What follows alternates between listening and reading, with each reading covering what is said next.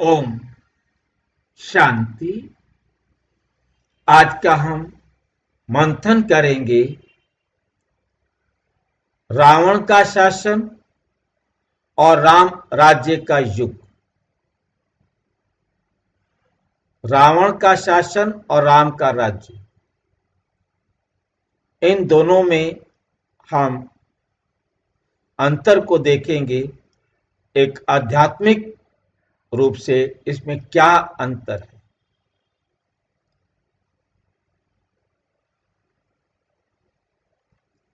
परिचय में आएगा। आप सबका स्वागत है दिव्य आत्माएं। आज हम दो विपरीत युगों की गहन आध्यात्मिक खोज पर निकल पड़े। हमने दो युगों के बारे में बहुत अच्छी तरह गहराई से अध्ययन करना है। एक तरफ है हमारा रावण का शासन और दूसरी तरफ है राम राज्य का दिव्य राज्य। एक तरफ है प्रकाश और दूसरी तरफ है अंधकार, और हमें फिर वापस प्रकाश की ओर आना है। इस बात को हमें आज समझना है। ये हमारी जो आध्यात्मिक यात्रा है, इसका उद्देश्य क्या है? हम स्वयं को पहचाने, सच्चाई को जाने और अपना श्रेष्ठ मार्ग अपना बना सके या श्रेष्ठ लक्ष्य को हम प्राप्त कर सकें।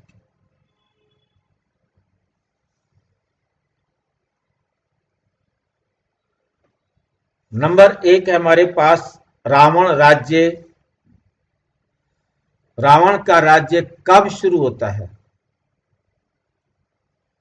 कब शुरू होता है रावण का राज्य? द्वापर से। रावण का राज्य, शैतान का राज्य द्वापर से युग से ही खुलता है, और सतयुग का राम राज्य ईश्वर का दिव्य साम्राज्य का युग है। राम राज्य या स्वर्गीय साम्राज्य सतयुग स्वर्ण युग से शुरू होता है। राम राज्य शुरू होता है द्वापर से, और राम राज्य शुरू होता है सतयुग से त्रेता युग के अंत तक चलता है। दोनों का समय हमें समझ में आया कि दोनों कब होते हैं। कलयुग अंत तक चलता है। ये तब हुआ जब 5 विकारों के प्रवेश के कारण आत्मा दिव्य गुणों से रहित हो गई। वासना, काम, क्रोध, लोभ, मोह, अहंकार हमारे जीवन में आ जाते हैं। और जब सतयुग होता है तो शुरुआत में जनसंख्या बहुत कम थी, लगभग 9 लाख, और सब कुछ प्रचुर मात्रा में और आसानी से उपलब्ध है, क्योंकि प्रकृति देवताओं की सेवा करती है। तो इस प्रकार से हम देख रहे हैं कि कलयुग के अंदर अहंकार, विकार ये आ जाते हैं। रावण के आगमन ने भक्ति के युग की शुरुआत की, जिससे पवित्रता का क्या हो गया? ह्रास, और विकारों का उदय हो गया। इन सब सारी दुनिया विकारों में ग्रसित हो गई। अब कलयुग की क्या विशेषताएं हैं, और हम देखेंगे कि सतयुग की क्या विशेषताएं हैं। सतयुग के गुण क्या हैं और कलयुग के गुण क्या हैं? बताएंगे कोई? सतयुग के गुण, सतयुग के गुण बताएंगे?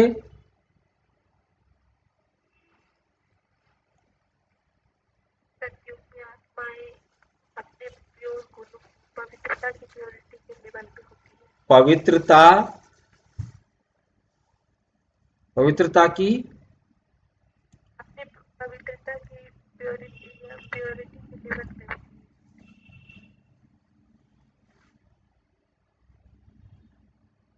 समझ में नहीं आया, आवाज कम क्यों है आपकी? पवित्रता समझ में आ रहा है, प्योरिटी आप बोल रहे हैं, आगे क्या कह रहे हो?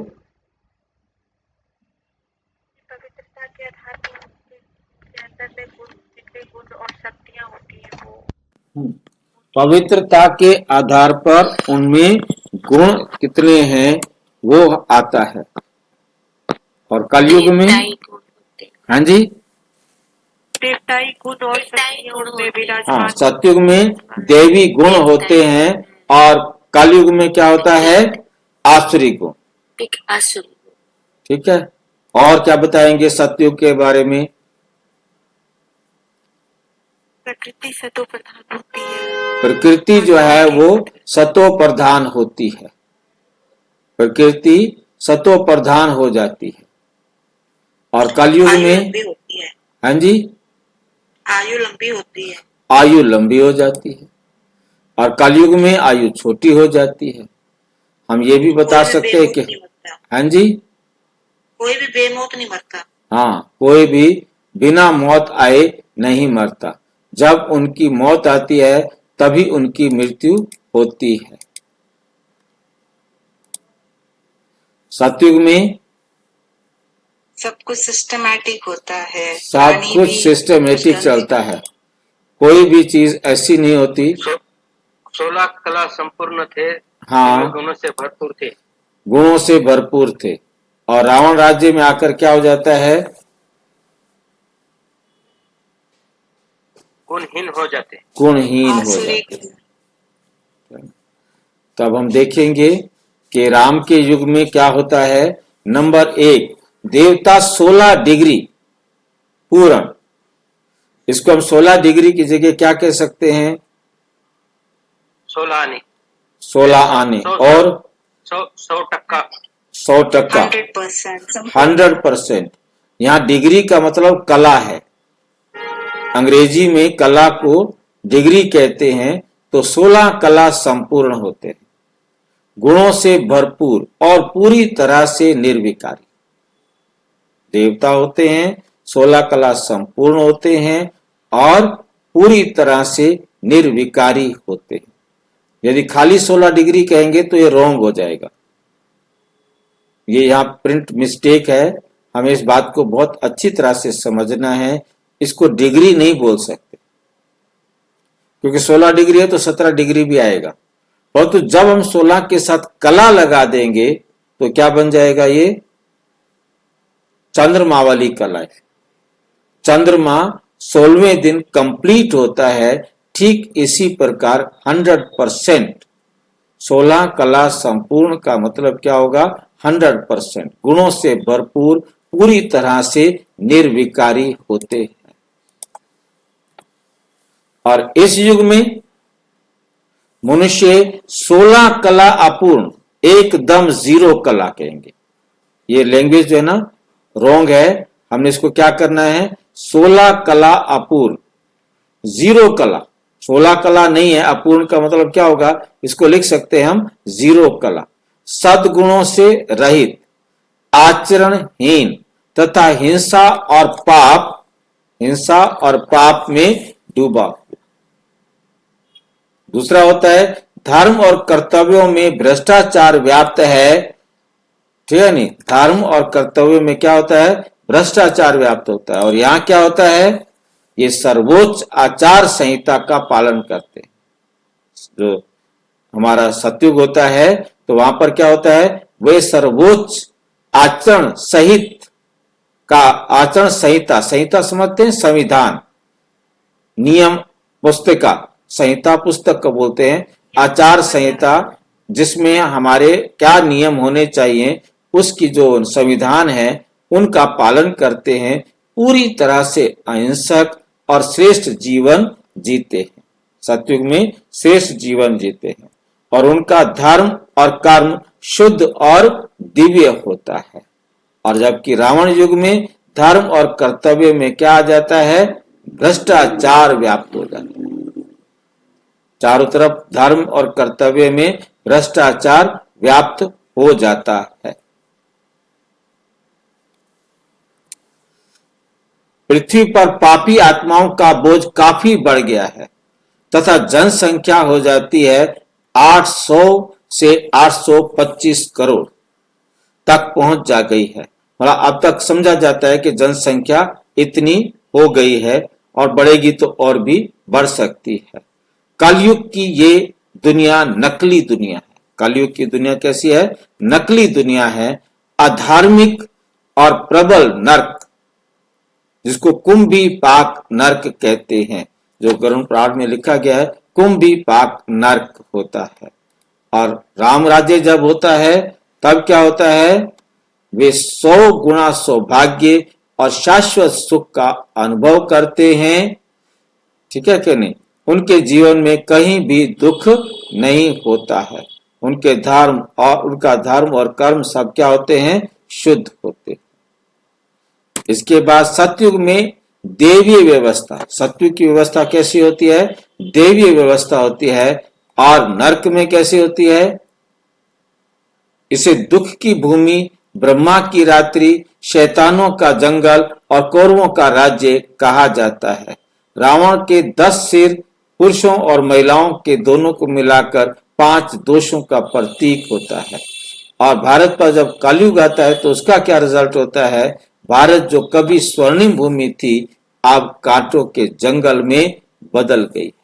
अब क्या होता है? इसका कांटों का जंगल बन जाती है। और सतयुग जो होता है देवीय व्यवस्था होती है। एक नियम, एक धर्म, एक राज्य, एक भाषा और एक हुक्म। मतलब एक धर्म, एक राज्य, एक भाषा, एक संस्कृति, सब कुछ जो है ना व्यवस्थित होता है। और जबकि रावण राज्य के अंदर स्वर्ण भूमि होने के जब थी, परंतु अब तो वो क्या बन गई है? कांटों का जंगल में बदल गई है। ये पापी आत्माओं की पुरानी दुनिया है जो दुख और पीड़ा से भरी हुई है। देवताएं सभी समुद्रों, भूमि और आकाश सबके स्वामी हैं। और वहां पर तो सबके स्वामी है।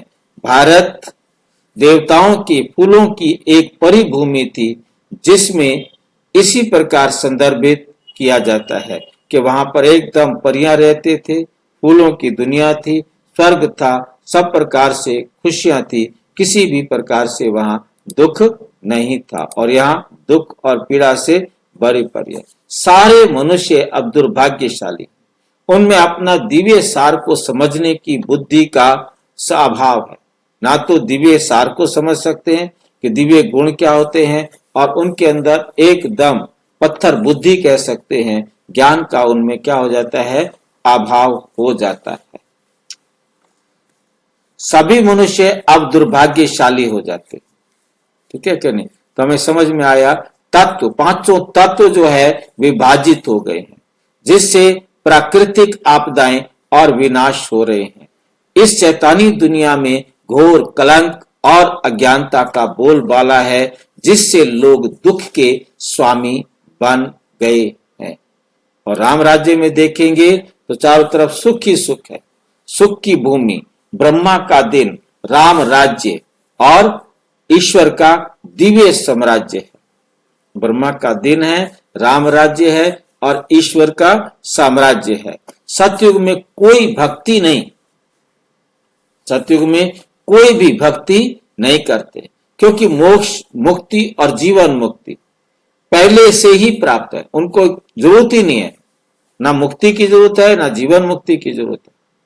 मोक्ष दोनों को कहा जाता है, मतलब जो हमें थोड़े समय के लिए मिल सकता है। जो दुनिया में समझा जाता है कि मोक्ष, कि हम जन्म मरण के चक्कर में ना आए, ऐसा तो हो ही नहीं सकता। भगवान बाप परमात्मा कोई मोक्ष नहीं मिलता, कोई ऋषि या मुनि नहीं। वहां सतयुग में कोई ऋषि मुनि नहीं होते, क्योंकि ये युग ज्ञान और पवित्रता से भरा हुआ है। किसी को तपस्या करने की जरूरत नहीं होती है, कोई भी बुराइयां नहीं, इसलिए कोई दुख या दुख है ही नहीं, कोई दुख या दुखी नहीं है, कोई भी वहां पर दुखी नहीं होता है। रावण राज्य में एक अशुद्ध, भ्रष्ट, शैतानी राजवंश है, जहां उपासक अपनी मूल पवित्रता खो चुके। उनकी जो है ना एकदम उनमें पवित्रता क्या हो चुकी है? खत्म हो चुकी है और यहाँ कोई दुख नहीं है। स्वर्ग की स्तुति में कहते हैं सतयुग एक धर्मी स्वर्ग है, देवताओं के फूलों का एक बगीचा है जहाँ दुख मौजूद ही नहीं, दुख का नामो निशान ही नहीं। क्योंकि कोई दुख नहीं इसलिए इसे ब्रह्मा का दिन कहा जाता है। कोई रोग, संघर्ष या पीड़ा नहीं होती है। देवता पूजनीय हैं और स्वर्ग के सच्चे स्वामी हैं। स्वर्ग के क्या हैं? वो सच्चे स्वामी हैं। पवित्र आत्माओं की ये नई दुनिया कुछ भाग्यशाली आत्माओं द्वारा ही समझी जाती है। सारे इस ज्ञान को नहीं ले सकते, सारे सतयुग के मालिक नहीं बन सकते। बहुत भाग्यशाली आत्मा है, कोटों में कोई परमात्मा को पहचानते हैं और इस स्वर्णिम सुख के अधिकारी बन सकते हैं। इस देवी दुनिया की असीम प्रशंसा है, कितनी भी प्रशंसा करें, जिसमें केवल शुद्ध पुण्य आत्माएं और दिव्य आत्माएं ही रहती, पुण्य आत्माएं रहती हैं और दिव्य आत्माएं ही रहती हैं। विष्णु वंश केवल एक देवता कुल के साथ शासन करता है जो विभाजन से मुक्त है। विष्णुवंशी कहते हैं उनको। केवल एक देवता कुल के साथ शासन करता है जो विभाजन, कहीं कोई पार्टीशन नहीं है, एक ही धर्म है, एक ही राज्य है, एक ही भाषा है, उनमें कोई विभाजन नहीं। जहां तो कलयुग के अंदर हम देख रहे हैं कि सारी धरती टुकड़े टुकड़े हो गई है। आज घर के भी कितने टुकड़े हो गए हैं, एक छत के भी कितने टुकड़े हो गए हैं, उसको कोई गिन नहीं सकते। विष्णु की छवि लक्ष्मी नारायण के सिंहासन के पीछे प्रदर्शित की जाती है। लक्ष्मी नारायण के राज सिंहासन के पीछे विष्णु का चित्र जो है लगाया होता है। स्वर्ग होता है, मतलब उनको अपना इष्ट देव समझो, कुछ भी समझो, क्योंकि वहां भक्ति तो नहीं होती है, जो उनकी दिव्य शक्ति का प्रतीक है कि इनके अंदर ये दिव्य गुण या दिव्य शक्तियां हैं, इनका प्रतीक है। वो समझते इसलिए लगाते हैं। निष्कर्ष पर आते हैं कि रावण राज्य और राम राज्य के बीच का अंतर हमें आत्मा की यात्रा और अंधकार और दिव्य प्रकाश के बीच के संक्रमण को समझने में मदद करता है कि हम कहाँ तो दिव्य गुणों से संपन्न थे और धीरे धीरे कहाँ हम बन गए थे, अंधकार में आ गए थे। अब परमात्मा आकर हमें उस दिव्य प्रकाश की ओर ले जा रहे हैं। ये समझने का हमें क्या मिलता है? अवसर मिलता है, मदद मिलती है इन दोनों को जानने से। जैसे जैसे हम संगम युग में आगे बढ़ते हैं, ये समय अपने मूल देवता की स्थिति को पुनः प्राप्त करने और आने वाले स्वर्णिम युग की तैयारी करने का है। मतलब हमें यहाँ समझ में आता है कि फिर से वही सतयुग आना है, तो सतयुग में जाने के लिए हमको पुनः तैयारी करनी है, क्योंकि हम तैयारी करेंगे तभी हम सतयुग में जाएंगे। कोटों में कोई चुनी हुई वो हम आत्माएं बनेंगे। आइए हम एक बार फिर राम राज्य के योग्य बनने के लिए पवित्रता, दिव्यता और आत्म परिवर्तन के लिए प्रयास करें। और अच्छा, ओम शांति। और विस्तार से जानने के लिए प्रजापिता ब्रह्मा कुमारी ईश्वरीय विश्वविद्यालय के किसी भी सेवा केंद्र पर संपर्क करें। और यदि कोई प्रश्न है तो 9213106986 पर केवल टेलीग्राम करें। 9650692270 पर केवल व्हाट्सएप करें, फोन नहीं। ओम शांति।